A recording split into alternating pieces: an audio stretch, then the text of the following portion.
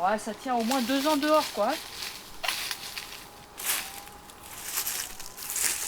Et au bout de 2 ans, ben, je démonte, je refais, je repatch, j'en enlève, j'en remets.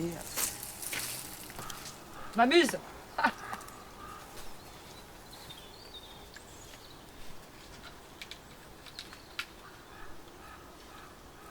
Ah, mes amis les arbres.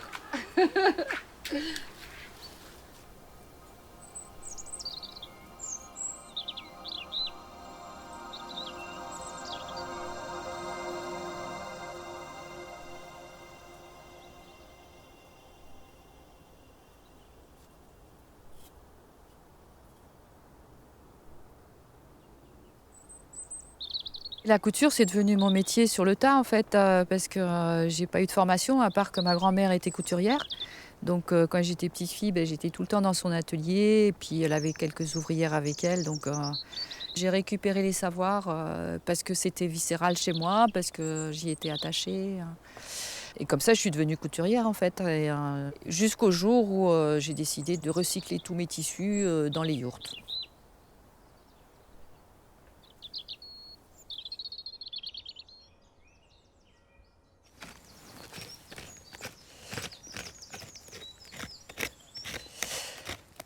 Donc là, je gratte l'intérieur d'une souche pourrie que je laisse au blaireau. Parce que dedans, ils trouvent à manger. Et ben, c'est leur gourmandise, hein. Ils trouvent des gros vers blancs. Quand j'éclaircis ma forêt et que j'abats les jeunes pins, ben, je leur laisse une partie pour eux. Comme ça, ils peuvent manger. Puis c'est bon aussi pour la régénération de la forêt, ça fait de l'humus. Et puis accessoirement, je m'en sers aussi de matière à mélange d'art. Voilà, ça fait de la poudre. Là, elle est un peu humide, donc quand elle est humide, elle est un peu plus vitale au niveau de la couleur.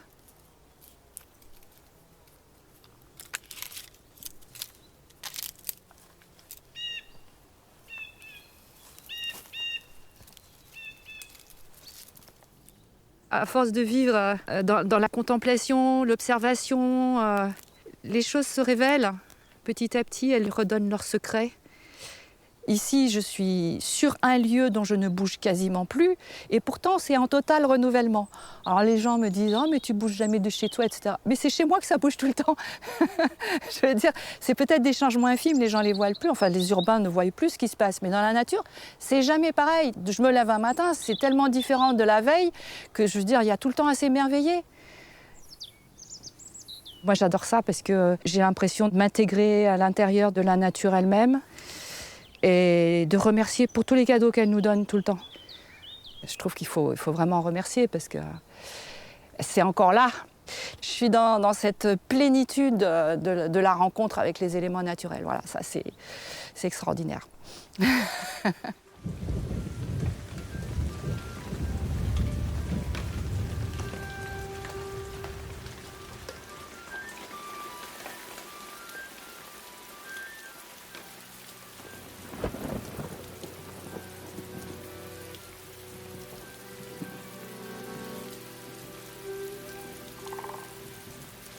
Il y a des gens qui apprécient pas forcément la façon dont je vis, et puis je sais pas, puis parce que je suis une femme aussi libre, je pense, hein, ça gêne quoi. Il y a des personnes qui supportent pas. Donc j'ai quelques ennuis, on va dire, que j'ai pas du tout avec les animaux, que j'ai pas avec les plantes, que j'ai pas avec la forêt. Là, c'est que de la joie, c'est que de l'amour en fait.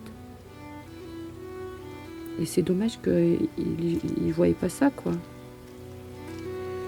Il n'y a pas cette rencontre un peu amoureuse qui fait que tout est différent.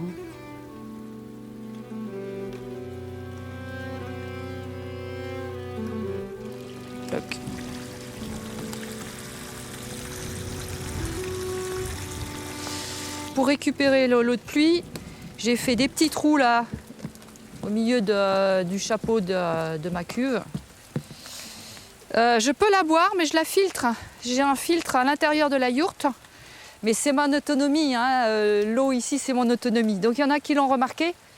Et voilà 15 jours, il y a le gars qui me harcèle, qui m'a pollué cette cuve, que je venais juste de nettoyer, de remplir. Je pense que c'est de l'huile de vidange qui a été jetée dans la cuve. Et il se trouve que là, ça a l'air d'être tombé au fond parce que l'eau est devenue noire. Ça faisait une couche comme ça. Voilà, elle s'est mise au fond. Donc celle-là, elle est complètement polluée à l'huile de vidange. Donc il rentre en plus chez moi, donc c'est vachement grave quoi. J'ai porté plainte, constat des flics et tout. On verra.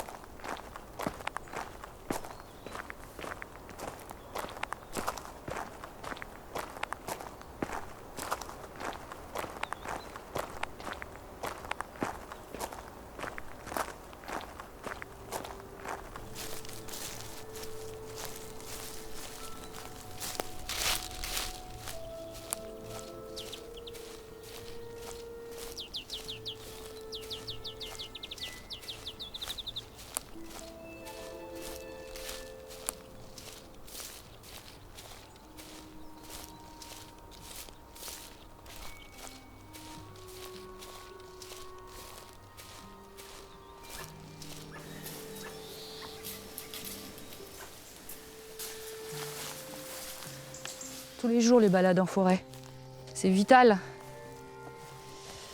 Puis ne serait-ce que pour explorer mon environnement, le sécuriser. Plus je connais où j'habite et mieux c'est pour moi.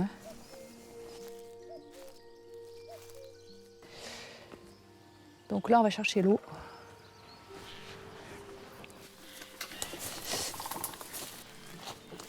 Je vais voir si je peux la choper là. Là, après la pluie, ça coule, ça coule, ça coule. J'ai juste à mettre la bouteille dessous. Hein.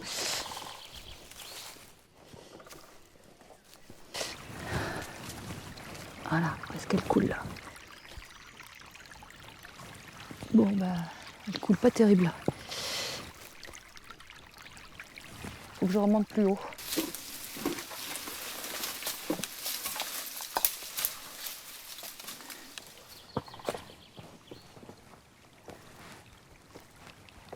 Je l'écoute.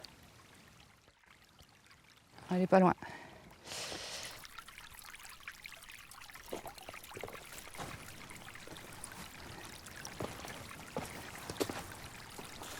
Là voilà.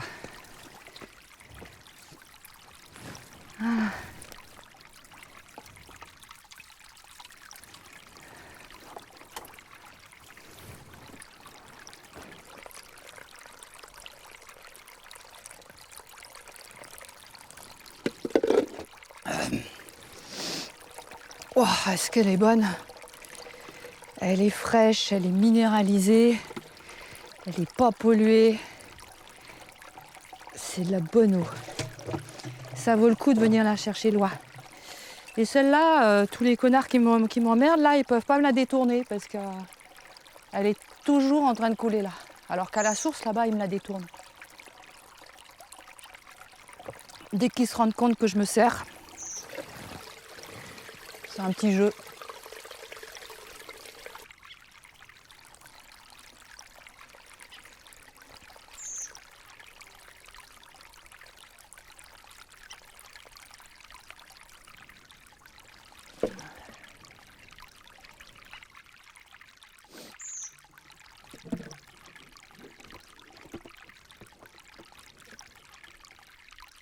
Je repère les écoulements dans toute la vallée là, et puis je m'aménage ma petite source.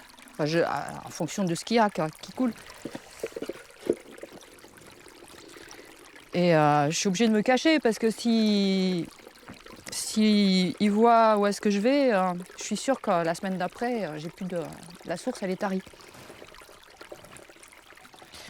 Donc j'ai pris l'habitude de me cacher pour aller chercher mon eau. Je veux dire, on en arrive à des trucs.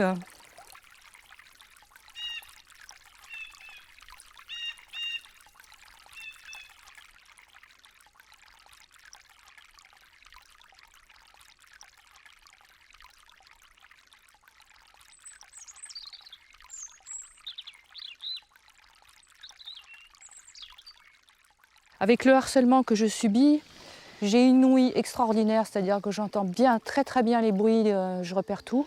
Mais c'est les traces d'hommes que je repère surtout, pour ne pas être surprise en pleine forêt dans une situation délicate. Ça va chercher très très loin. Mais en même temps, ça me plaît parce que je découvre des comportements viscéraux qui sont très anciens en fait. Comme je ne suis pas comme les autres, visiblement ça les gêne parce que je suis une femme, c'est facile. Et donc du coup, je subis une prédation comme les animaux. J'ai une liste comme ça d'exactions extraordinaires que je ne pensais même pas que ça pouvait exister, qu'on m'a fait. Donc je suis obligée de vivre avec ça parce que je ne retournerai pas en ville. Voilà, la forêt ne leur appartient pas plus qu'à moi. Enfin, je veux dire, la forêt, c'est la forêt. Parce que là, elles sont bien grosses.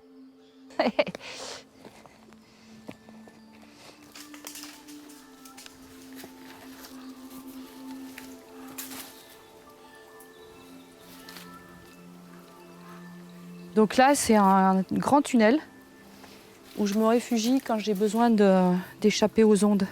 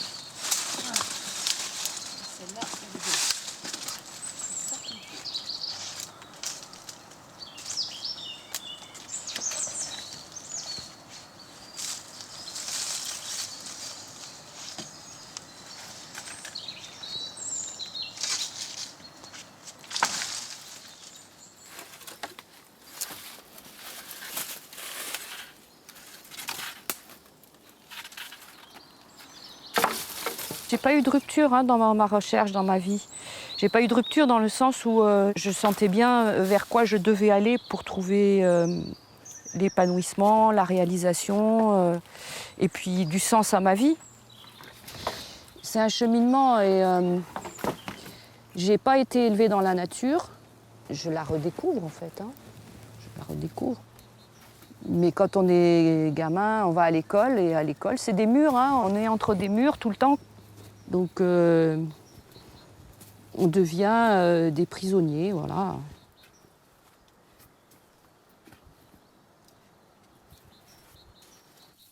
Moi, j'utilise ce qu'il y a autour de moi, donc forcément, là, tous les morceaux de bois qui sont là, je suis allée les chercher dans des conditions, pour certains, ça serait rude, pour moi, ça va. J'ai l'habitude maintenant. Et si je bouge pas dans une journée, j'ai l'impression d'être un légume, quoi. Enfin, j'ai plus l'impression d'être vivante. Je vis dehors, quoi, donc j'aime pas être enfermée. J'aime pas être enfermée.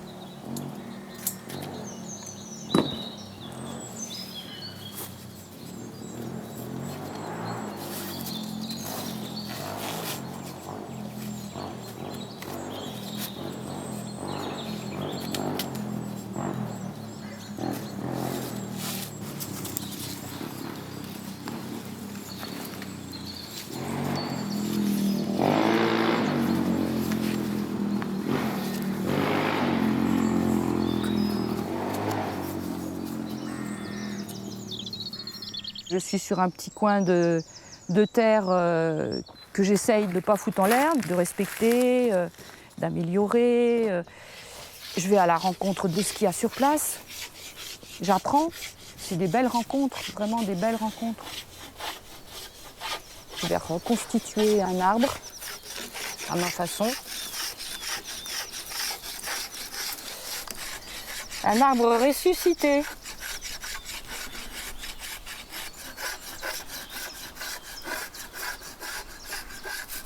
Mais bon, ça peut prendre longtemps avant que je sois inspirée. Et puis que, en fait, ça se fait tout seul, mais c'est pas forcément tout de suite, quoi. Ils vont être dans un coin, puis je vais passer devant, je vais repasser. Puis un jour, pouf, il y a un moment qui est le bon moment. Et ça se calcule pas.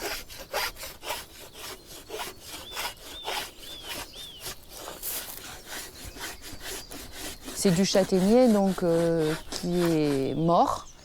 Le châtaignier, il n'y arrive plus à s'accrocher ici. Et il y a plein de châtaigniers malades là-bas dans la pente. Moi, je les récupère, je leur redonne leur fierté, leur beauté. Mais le châtaignier, oui, voilà, il y en a beaucoup du mort, donc je le coupe jamais vivant.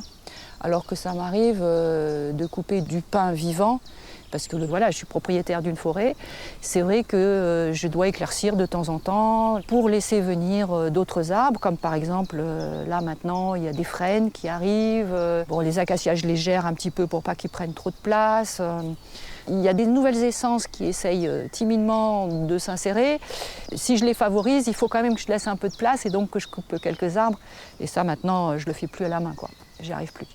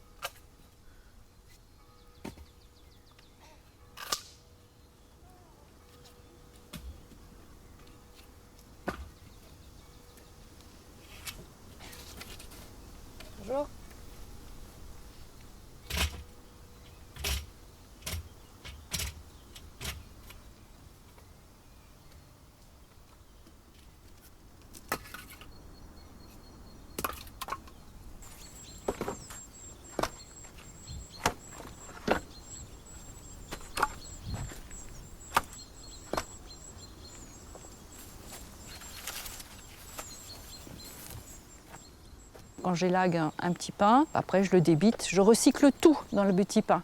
Je recycle les pommes de pin, je recycle l'écorce, je recycle les brindilles, je recycle les rameaux. Il n'y a rien que je jette. Et si jamais j'avais quelque chose à jeter, je le dépiote et je le mets en tas pour que ça fasse de l'humus.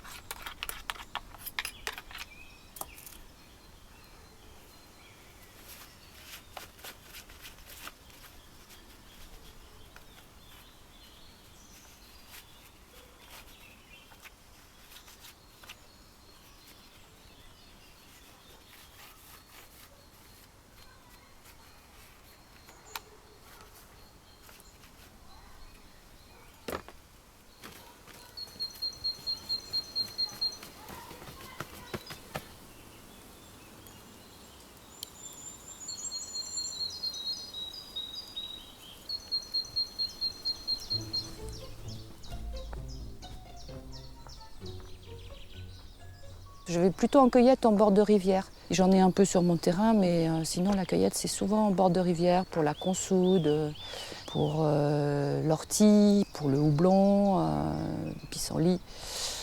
Bah oui, je marche. Mes courses, c'est pas au supermarché. Ça m'arrive, mais le moins possible, quoi. Si ça m'arrive 3-4 fois dans l'année, c'est un grand maximum.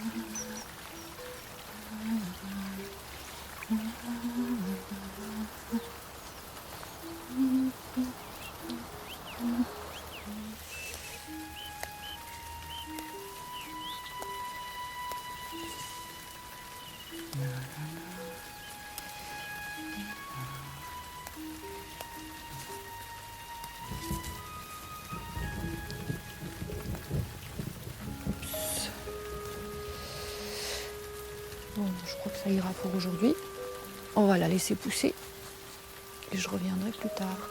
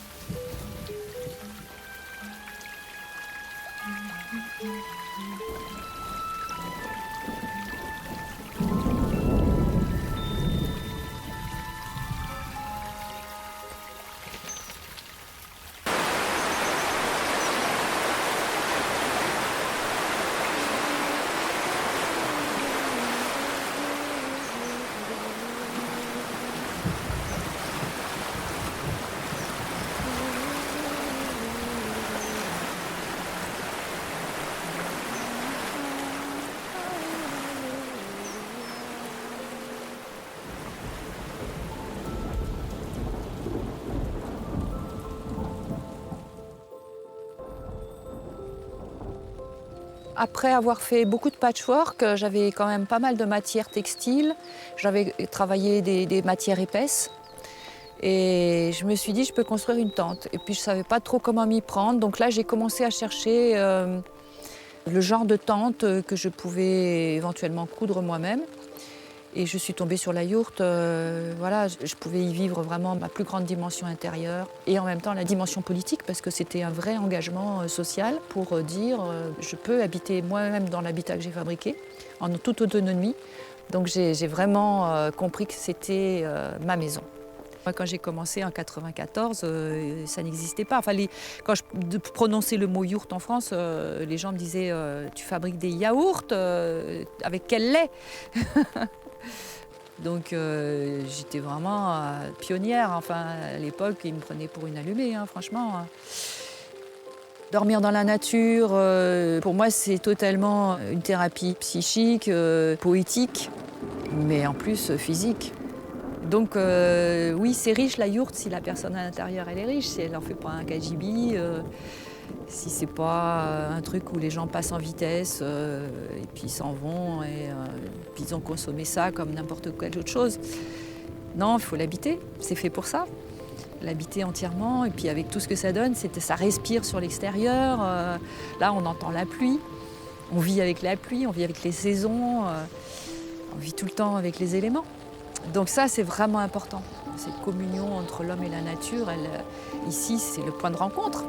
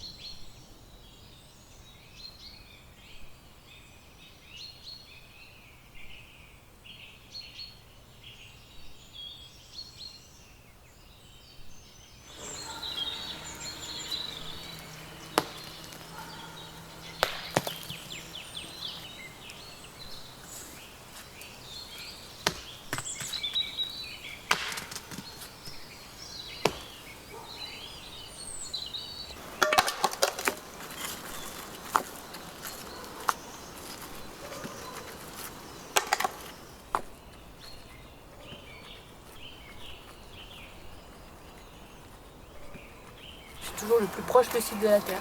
C'est ma décharge par rapport aux ondes. Quand je reviens des courses en ville, je passe une demi-heure allongée sur un rocher avec tout le corps à la terre.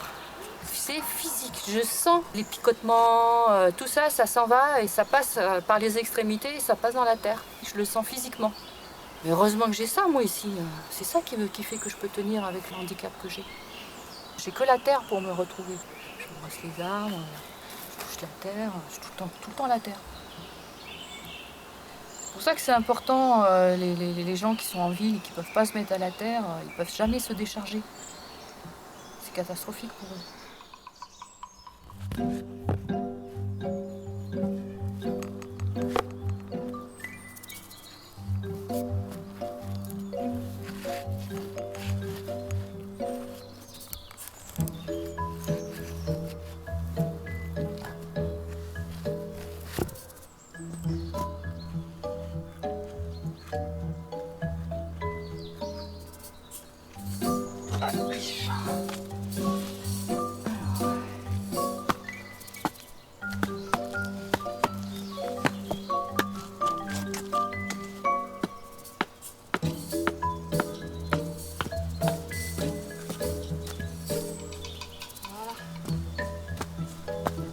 Ah non!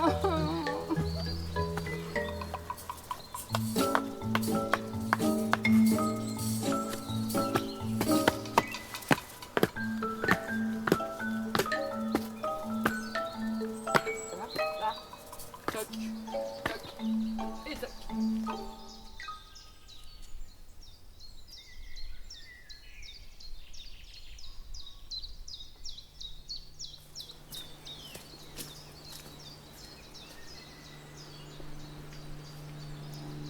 Quand on travaille sur un mandala, on devient calme à l'intérieur et donc on sort un petit peu de ces miasmes personnels et gothiques pour se brancher sur un regard plus clairvoyant, plus spirituel.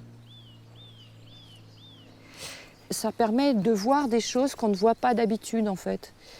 Par exemple, les aiguilles de pin, c'est totalement anodin. J'en ai fait des tressages, j'en ai fait des paniers, j'en ai fait des bordures de mandala. Puis surtout, je l'utilise pour allumer mon feu. Et donc, c'est un matériau qui pour moi est intéressant. Donc j'essaye d'utiliser tout ce qui est autour de moi dans la nature.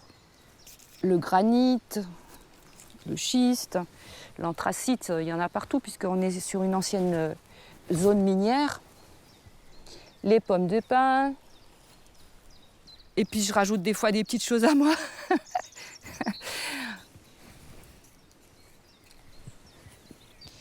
Savoir regarder, ça demande du temps. Et plus on regarde et plus on aime. C'est la seule façon de rencontrer des êtres vivants ailleurs que dans la société humaine. Là, moi, je suis en train de regarder les choses qui disparaissent avec beaucoup de tristesse, parce qu'il y a des espèces d'oiseaux qui sont foutus, qui ne viennent plus. Donc moi, j'ai l'impression d'être dans le champ du cygne, en fait.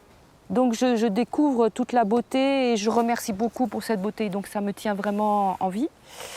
Et ça tient mon moral aussi, parce que sinon, entre toutes les machines qu'on entend dans la montagne, qui viennent uniquement pour ponctionner, comme si c'était un supermarché, la forêt, et qui se fout de tout l'écosystème, il y a vraiment de quoi être pas bien dans sa peau, quoi.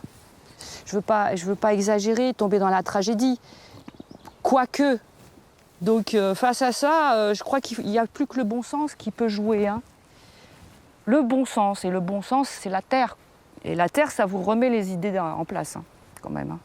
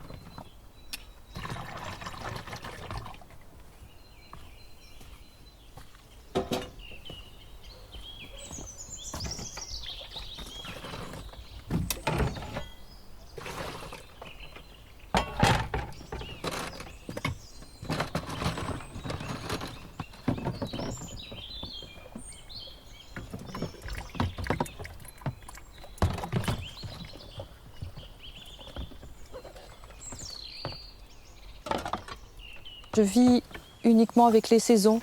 Donc je me lève tôt, je me couche tôt, en hiver en tout cas. J'essaye de manger quand il fait jour. Et puis d'adapter mes activités tout le temps avec les saisons. Ça me paraît le plus logique. Et puis même les yourtes, elles sont orientées en fonction des saisons. Il y en a une pour l'hiver, il y en a une pour l'été. Tout est fonction de l'environnement, du chaud, du froid, du bois, de l'eau. Tout est pensé comme ça.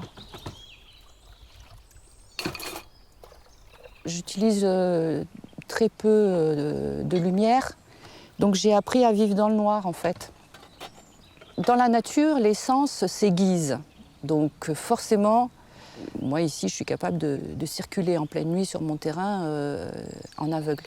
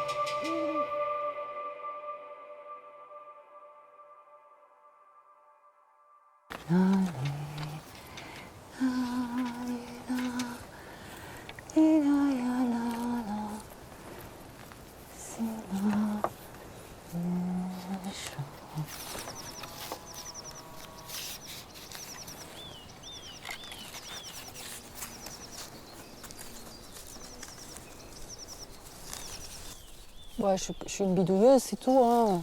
Je bidouille, voilà, bidouille. Ici c'est tout. Il y a des étoiles toutes les nuits. Je suis en relation avec les étoiles, alors c'est un peu comme si je les appelais, tu vois. Moi, mes valeurs, elles découlent de l'écoute. Pourquoi je bouge à un moment donné? Pourquoi je bouge et pourquoi je fais plutôt ça qu'autre chose? Parce que je suis bien avec les petits oiseaux là qui sont autour de moi et ça me met dans la joie et voilà, je m'assimile un peu à leur mode de vie, je fais des nids. Je trouve qu'ils sont, enfin, les oiseaux, c'est vraiment des maîtres pour moi. Moi j'ai quand même l'impression d'être humaine. Je suis pas encore une machine.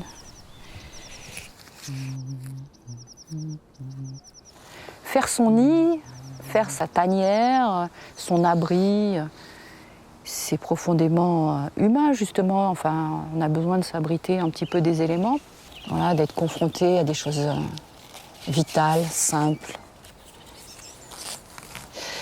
Là, c'est de la revalorisation de ce que les gens ont jeté, tout ce qui est factice, enfin tout ce qui est plastique, peinture, machin, etc. C'est de la récupération. Hein.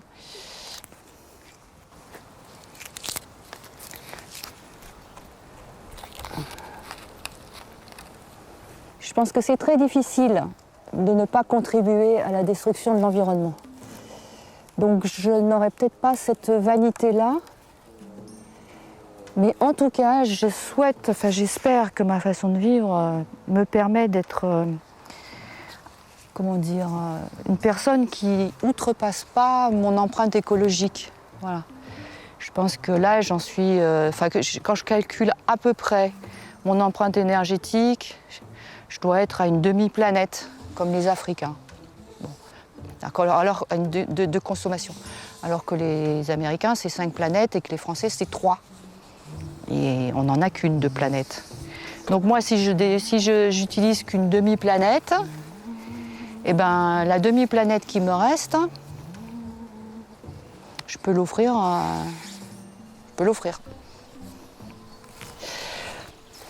Pendant des années, j'ai cru que c'était moi qui étais fautive, qui n'était pas adaptée à la société. Mais en fait, non. Aujourd'hui, j'assume. C'est la société qui n'est pas adaptée à l'humain. Elle est adaptée aux machines, elle est adaptée à la science, elle est adaptée au profit. Elle n'est pas adaptée à l'être humain. Par mon éducation, j'étais tellement conditionnée que je croyais qu'il fallait que je fasse des enfants, que je me marie, que j'ai une carrière et que je sois rentable et que je sois bien adaptée. Et puis très vite, ça concordait pas. Enfin, je me trouvais en contradiction systématique avec ça. Je pense que j'ai fait tout mal parce que c'était imposé et parce que c'était pas mon choix. J'ai fait tout mal, voilà. Puis quand j'ai eu cette prise de conscience, ça m'a foutu une dépression. Forcément, je me suis dit, ben, maintenant je fais ce que moi j'ai envie. Et ce que j'avais envie vraiment, ben, ça ne correspondait pas aux attentes ou parentales ou sociétales. Donc j'ai passé encore toute une période de ma vie à me justifier sur ce que j'étais, sur ce que je faisais, etc. En étant très malheureuse parce que ben, j'avais quand même envie de me faire apprécier pour ce que j'étais, mais j'y arrivais pas. Et puis jusqu'au jour où ben, j'ai dit stop, quoi, ça suffit, maintenant je ne vais plus jamais me justifier. C'est terminé. Alors je ne suis plus du tout dans le regard de l'autre. Et puis j'assume ce que je suis.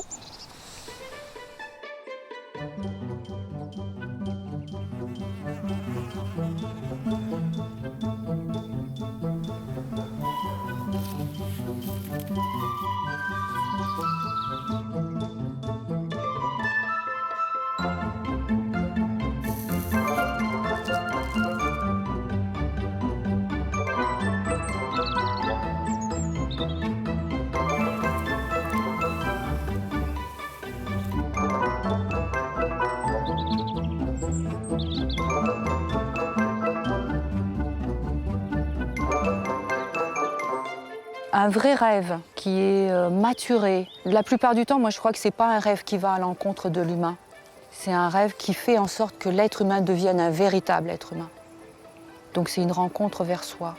Et la rencontre vers soi, elle ne peut que être positive pour l'humanité.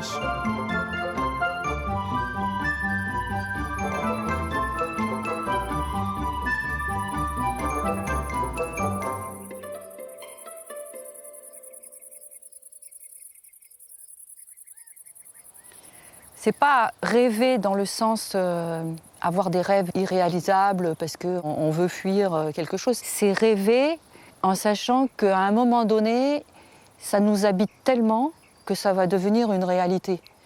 Et le problème, c'est ça, c'est que c'est pas vers soi qu'on va, mais vers un égrégore de mass média où plus personne réfléchit ni ne choisit la direction où tout le collectif va et est emporté.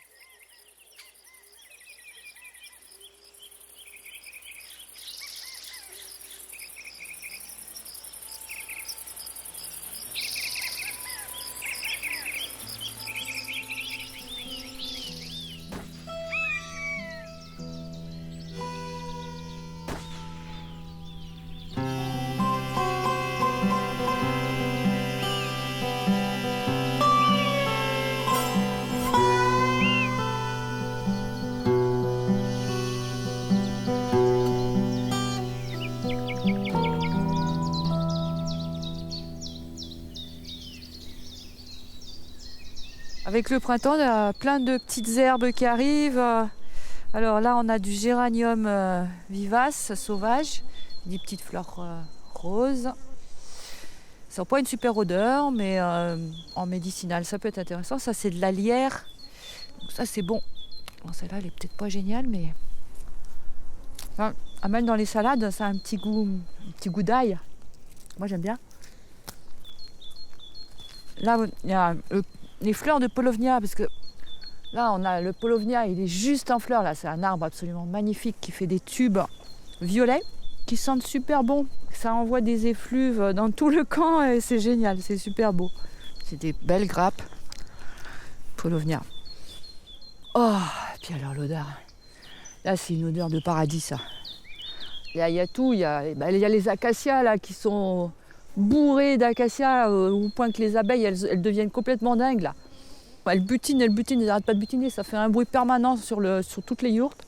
Il y a tellement de problèmes avec les abeilles que quand on est en relation avec elles et puis qu'elles font leur boulot, on se dit bon allez, ça peut continuer encore un petit peu là. Ils nous ont pas tout foutu en l'air. Hein. Outre que je fais des beignets, moi j'adore ça. Donc tu manges. Ah. Il faut juste faire attention qu'il n'y ait pas une abeille dedans. Je me gave de fleurs d'acacia pendant tout le printemps. Enfin, ça dure 15 jours, hein, pas plus. Hein. C'est un festin. La nature, c'est un festin. En plus, elles ont été lavées, nettoyées. Que demander de plus? Entièrement bio, évidemment.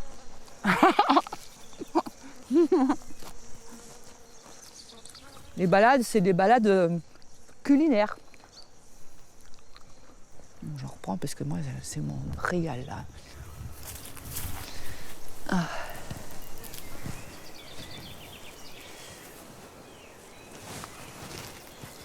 Le seringa, j'ai jamais essayé, mais je pense pas que ça se mange. Ça, oui. Il y a de quoi devenir dingue de plaisir, là. Voilà. Ça dure 15 jours de paradis, quoi. Des magnifiques fleurs. Hop.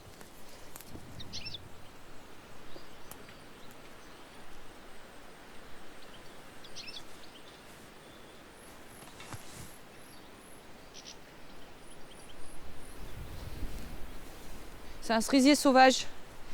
Là, ça, c'est de la porcelle. Ça, c'est délicieux. Ça, c'est ma salade préférée. Non seulement c'est délicieux, mais en plus, c'est consistant, ça craque.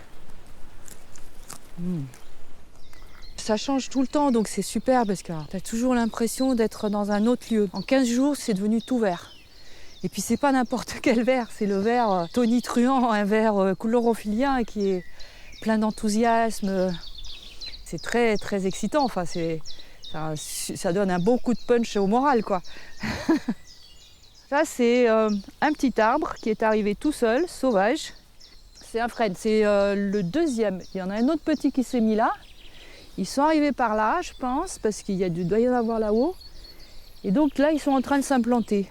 Mais c'est génial!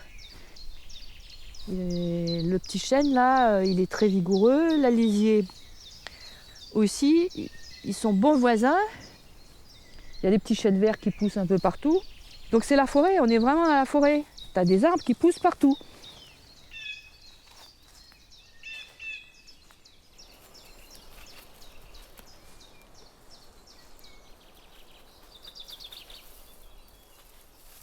Un terrain sur lequel on arrive, moi je dis, il faut pendant 1 an mettre sa tente, n'importe quoi, et puis il faut observer.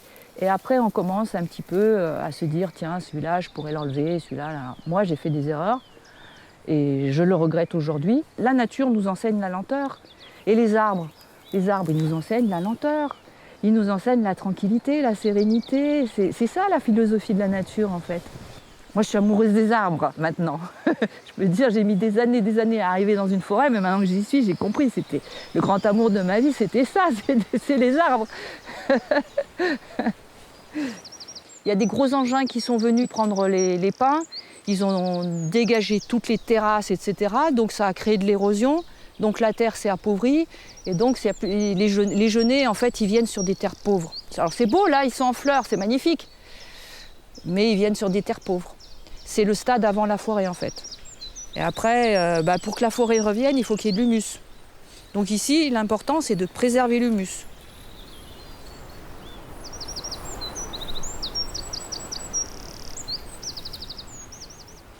Et il y a les acacias qui arrivent. Donc les acacias, c'est très bien parce que ça crée de l'humus. C'est une légumineuse. Et donc la légumineuse, quand elle tombe au sol, que ce soit les feuilles, que ce soit les graines, que ce soit les fleurs, ça fait un humus très riche. C'est un arbre colonisateur, certes, mais en fait, il vient pour enrichir la forêt.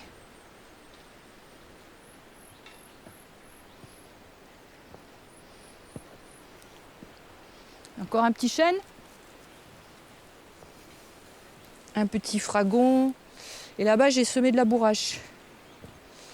Mais ça, j'ai protégé, hein, parce que sinon, les sangliers, là, c'est même pas la peine, ils vont tout me bouffer. Donc j'ai fait une ligne de bourrache, parce que je l'aime bien en salade. Le rhododendron, il m'a pas donné de fleurs pendant 3 ans. Puis là, tout d'un coup, puf! Merci, hein.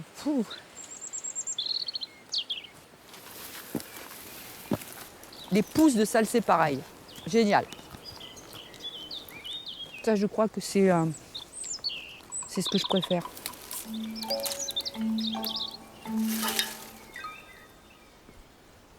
Là, en fait, on voit bien les étages d'arbres différents parce que les verts sont différents, parce que tout ce qui est blanc, c'est les acacias, tout ce qui est vert cru, c'est les châtaigniers, tout ce qui est vert émeraude, c'est les pins. Et puis au milieu, de temps en temps, là, il y a quelques semaines, il y avait le blanc qui explosait des cerisiers sauvages. Donc comme ça, moi je connais maintenant tout mon horizon par cœur parce que j'ai appris à repérer tous les arbres, tout ce qu'il y avait, quoi. Et c'est magnifique, ça fait des sortes de vagues, voilà, c'est une mer végétale.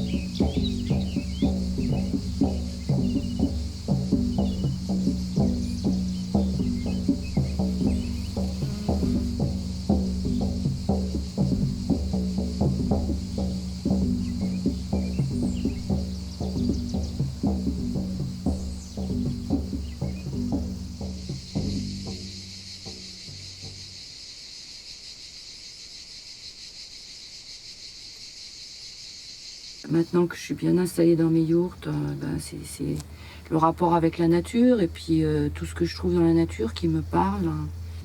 Et il y a plein de trésors, plein de personnages. Des bêtes, des fois c'est des monstres, mais souvent ils sont amicaux quand même. Parce que moi je vois des yeux, je vois des bouches, je vois des oreilles. Tout est habité, hein. Tout parle, ou chante,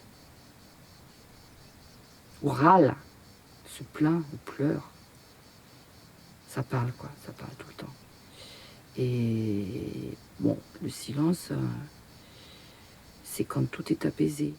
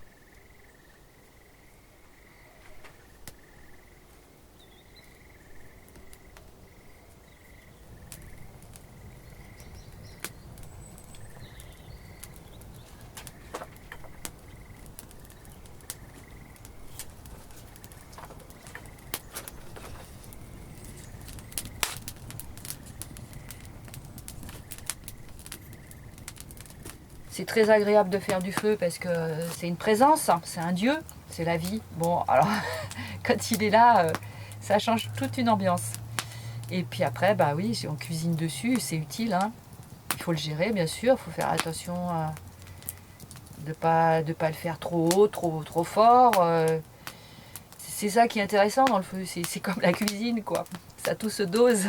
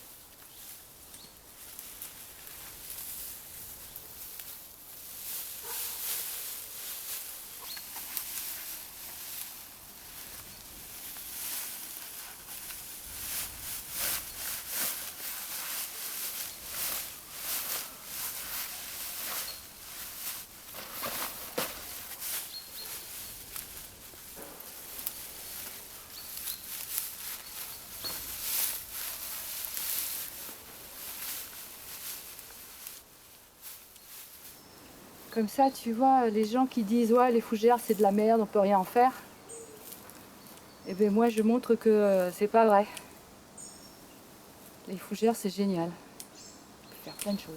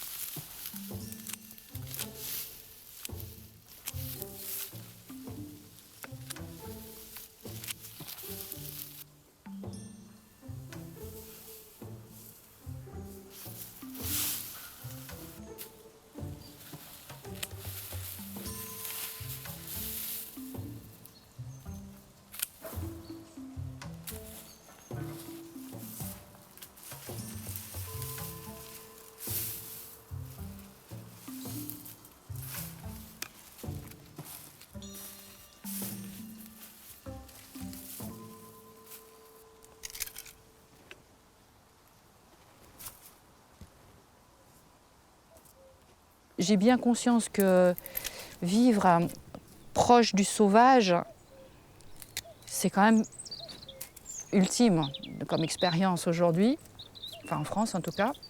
C'est quand même une chance extraordinaire. Et cette façon de développer la sensibilité sur la nature, sur les plantes, les animaux, je pense qu'elle ne peut se partager que par l'expérience et la pratique.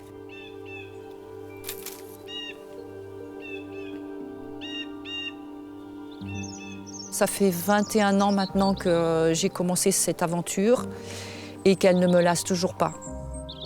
C'est pas un caprice, c'est vraiment une voie pour moi de vivre autrement et de s'engager dans la création de son art de vivre personnel, enfin de gagner sa propre liberté.